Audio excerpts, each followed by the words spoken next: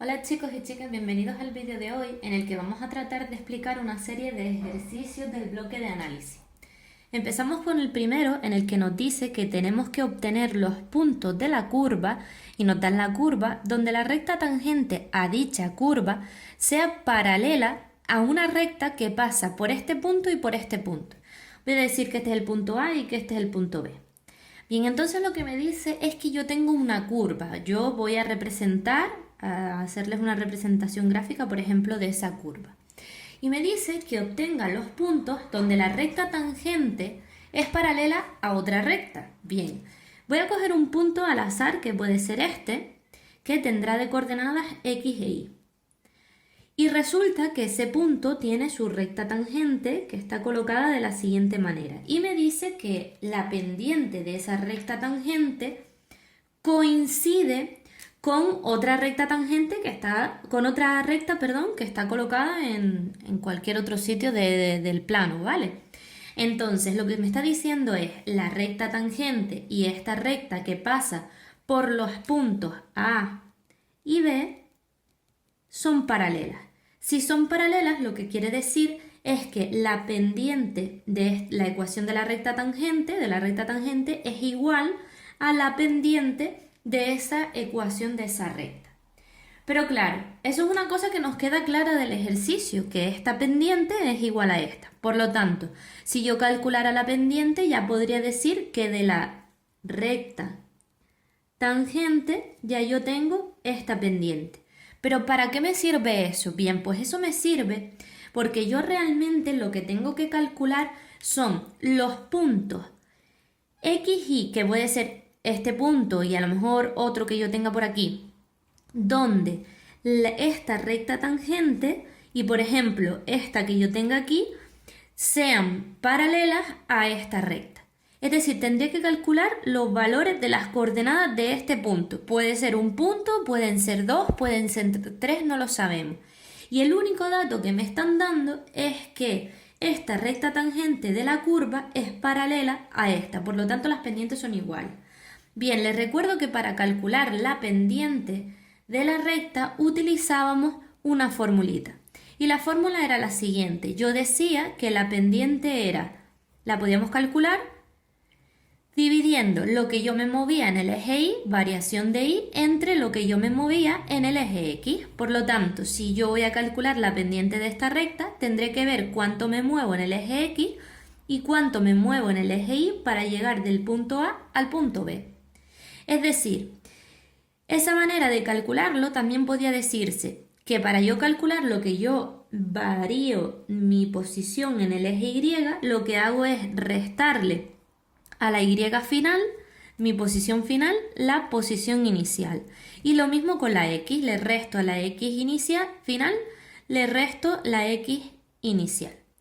Claro que si yo tengo varios puntos, como pueden ser el A y el B con coordenadas 0, menos 12 y 1, 12, yo puedo decir que mi punto inicial es este, por lo tanto, este tendrá coordenadas iniciales, X e Y inicial. Y este tendrá coordenadas finales, X final y Y final. Bien, ahora lo único que tengo que hacer es sustituir. Una vez he sustituido estos valores y he hecho las operaciones, me da que la pendiente me da 24. ¿Eso qué quiere decir? Que la pendiente de esta recta tangente es 24. Bien, ¿qué es lo que ocurre? Que había una cosa que yo tenía que tener en cuenta y era que la pendiente de la recta tangente equivalía a decir que yo podía calcular la derivada de la función. Es decir, la derivada de la función era lo mismo que calcular la recta pendiente. Por lo tanto, ¿qué es lo que voy a hacer? Calcular la primera derivada de esta función. Primera derivada sería 3x al cuadrado menos 6x y el 15 nada porque es una constante. Derivada de una constante, 0. Bien, ya tengo la derivada de mi función. Resulta ser que como la derivada de mi función es lo mismo que la pendiente de la recta tangente y ya yo sé que la recta tangente es 24, la pendiente de la recta tangente es 24, mi derivada de la función también va a ser 24. Entonces he llegado a algo que yo quería. ¿Por qué? Porque aquí lo que estoy diciendo es que si yo saco el valor de x de aquí, me va a dar el punto o los puntos, dependiendo, donde la ecuación de la recta tangente es paralela a la recta que pasa por A y B. Entonces, para yo calcular esto, lo único que tengo que hacer es pasar el 4 restando y dejarlo igualado a 0. Al dejarlo igualado a 0 como ecuación, yo tengo una ecuación de segundo grado que resuelvo y me da x igual a menos 2 y x igual a 4. ¿Esto qué significa? Pues que en x igual a menos 2 y en x igual a 4 hay una ecuación de la recta tangente que es paralela a otra recta que pasa por A y B. Pero claro, son las coordenadas de un punto. Yo tengo que calcular el valor de y de ese punto. Este punto, fíjense que está en la curva que me están dando. El menos 2 está en la curva y el 4 está en la curva. Por lo tanto, ¿qué es lo que tengo que hacer? Me voy a la curva y sustituyo en la x el valor que me ha dado aquí, el menos 2 y el 4. Sustituyendo y calculando, realizando las operaciones, me da que para x igual a menos 2, la y vale 5 y para x igual a 4, la y vale 31. Es decir, ¿cuáles son los puntos que cumplen con lo que dice el enunciado a modo de solución? Pues el punto menos 2 y menos 5 y el punto 4 y 31. Esos son los dos puntos en los que la ecuación de la recta tangente es paralela a la recta que pasa por A y B. Vamos ahora a resolver el siguiente problema en el que nos dice que calculemos el dominio, los intervalos de crecimiento y decrecimiento, así como máximos y mínimos de esa función. Para empezar, si lo que quiero es calcular el dominio, tengo que fijarme dónde esta función no está definida. Es decir, hay algún punto donde no existe algún valor de la y para ese punto de x. Si yo me fijo aquí, cuando hay un cociente, lo que pasaba es que nunca podía darme denominador cero. Es decir, lo que voy a hacer yo para calcular el dominio es igualar ese denominador a 0 para averiguar qué valores de la x me hacen 0 ese cociente. Por lo tanto, si yo resuelvo, realmente lo que me estaría dando sería dos valores, x igual a más 2 y x igual a menos 2. Yo podría decir, por tanto, que el dominio de la función es igual a todos los números reales, porque para todos se cumple que hay algún valor de y para el valor de x, pero le tendría realmente que quitar el valor de 2 y el valor de menos 2. Bueno, vamos a ponerlo por orden, el valor de menos 2 y el valor de 2. Fíjense que cuando yo pongo las llaves, eso significa que solo estoy cogiendo el valor de menos 2 y el valor de 2. Si pusiese paréntesis o corchetes, eso significaría que estoy quitándole un intervalo completo. Pero aquí los únicos valores que me hacen 0 este denominador, si yo pongo el menos 2 aquí, menos 2 al cuadrado es 4, 4 menos 4, 0. Y si pongo el 2, 2 al cuadrado 4 y 4 menos 4, 0. Esos son los que me hacen 0 el denominador. Por lo tanto, el dominio es todos los números reales quitándole esos dos valores. Vamos ahora a los intervalos de crecimiento máximos y mínimos. Para yo calcular máximos y mínimos necesito la derivada de mi función. Pero claro, fíjense, yo voy a tener aquí un cociente de dos funciones. Cuando yo tengo un cociente de dos funciones, yo tengo que hacer la derivada de un cociente. Por lo tanto, la derivada del cociente sería la derivada del primero, que sería 2x, por el segundo sin derivar, menos el primero sin derivar, recuerden los paréntesis, por la derivada del segundo, dividido entre el segundo al cuadrado. Una vez que ya he simplificado al máximo posible todo el numerador, lo escribo de esta manera. Fíjense que no he desarrollado el denominador porque no me interesa. ¿Por qué no me interesa? Porque fíjense, si yo quiero calcular un máximo o un mínimo, como les decía otras veces, si yo tengo un máximo, por ejemplo, mi derivada aquí tiene que valer 0. Por lo tanto, para yo calcular ese máximo o ese mínimo, lo que hago es hacer mi derivada a 0, es decir, Menos 24x dividido entre x al cuadrado menos 4 al cuadrado tiene que ser igual a 0.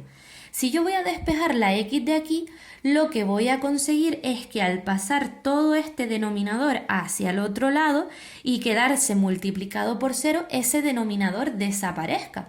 Por lo tanto, no tengo yo necesidad de estar desarrollando esta parte.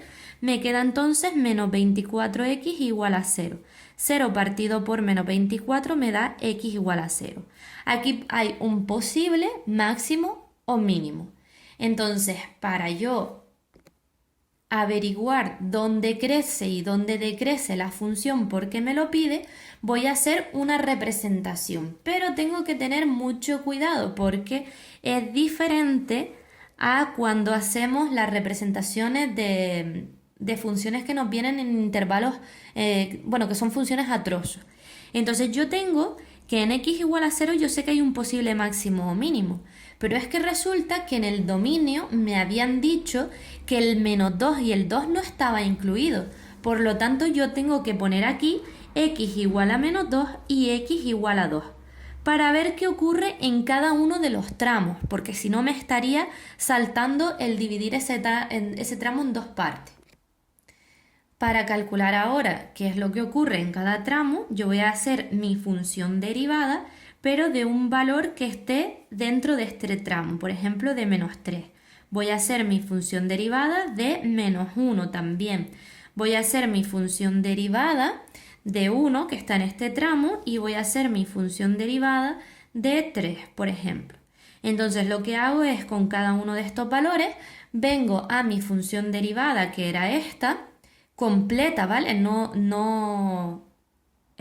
Tiene que ser con su denominador, ¿vale? Entonces vengo aquí, sustituyo el menos 3, sustituyo el menos 1, el 1 y el 3 y me dan los siguientes valores. Sería 72 partido por 25, por lo tanto sería mayor que 0. En este tramo la función es creciente. Luego tendría el menos 1, que sería 24 partido por 9, también me da mayor que 0, función creciente. Aquí menos 24 partido por 9, simplemente estoy sustituyendo, y aquí menos 72 partido por 25. Aquí me da menor que 0 y aquí menor que 0. Por lo tanto, aquí decrece y aquí decrece. Como el enunciado me está pidiendo intervalos de crecimiento y decrecimiento, tengo que escribir al lado cuáles son sus intervalos, como solución a lo que me pide el ejercicio. Aquí lo que tenemos todos, fíjense que no he incluido el menos 2, porque el menos 2 no está dentro del dominio, aquí no hay función, por lo tanto no puede ni crecer ni decrecer. Lo mismo pasa con este, y tampoco he incluido el 0 porque en el 0 hay o un máximo o un mínimo. Bien, entonces ahora que ya lo he puesto, puedo decir que en ese 0 hay un máximo. Cuidadito con decir que en el menos 2 o en el 2 puede haber, por ejemplo, un punto de inflexión. No lo hay, aquí no hay función, ¿vale? Por aquí no pasa la función, no está dentro del dominio. Otra manera de averiguar si este punto es un máximo es haciendo la segunda derivada y evaluándola en 0. Si me diese menor que 0, sería un máximo. Habría un máximo en x igual a 0. Bien, ya tengo resuelto todo el ejercicio. Podría hacer esta parte también, aunque ya la tengo hecha realmente, ¿vale? Pero si lo quieren comprobar, lo que pasa es que aquí tendrían que volver a hacer de nuevo la derivada de un cociente. Bueno, pues así están resueltos los dos ejercicios. Espero que lo hayan entendido. Nos vemos en el próximo vídeo. Un saludo a todos.